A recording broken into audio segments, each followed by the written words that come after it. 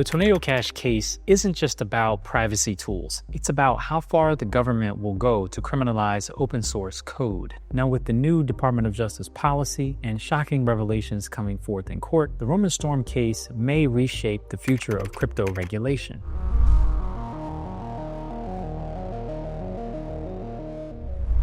I'm Corey, a startup lawyer helping entrepreneurs decode law, technology, and innovation. Today, we're unpacking the Roman Storm and Tornado Cash case, why it matters, what has changed, and how a single Department of Justice memo could reset the rules for developers across the crypto ecosystem. Okay, so here's what we're covering. How the Department of Justice charged Tornado Cash developers, why the April 2025 policy memo changes everything, what this could mean for developers, investors, and decentralized finance startups. So let's dive in. Okay, so what was Tornado Cash? Tornado Cash was a decentralized mixing protocol for Ethereum. It was non-custodial, smart contract-based, and open source. Roman Storm and the other developers were charged by the Department of Justice for allegedly enabling money laundering and operating without a license. The key claim is that Tornado Cash was an unlicensed money transmitter. The issue, FinCEN has previously said that non-custodial tools aren't necessarily money service businesses. Okay, so what happened next? Well, the Department of Justice had a policy shift, ending regulation by prosecution.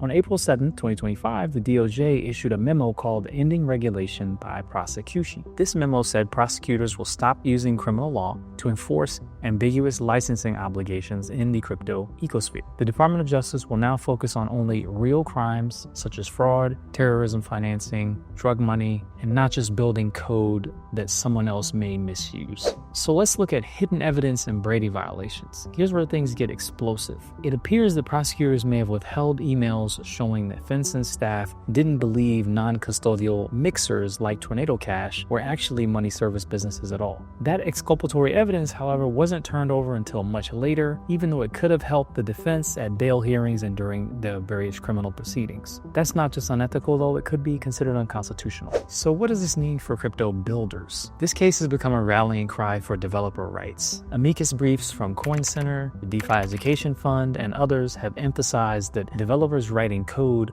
aren't criminals. And now, with the Department of Justice stepping back from vague prosecution tactics, there's finally room to breathe.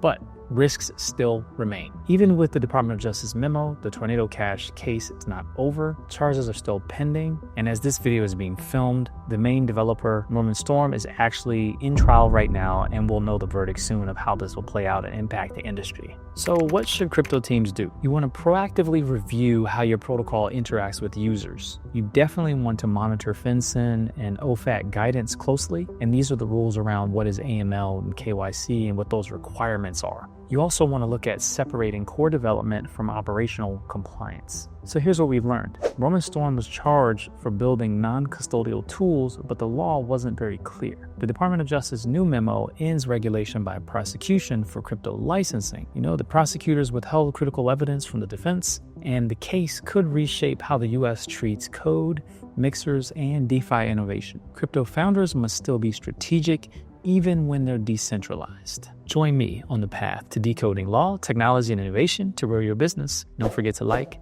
share, subscribe, and hit that notification bell. Until next time.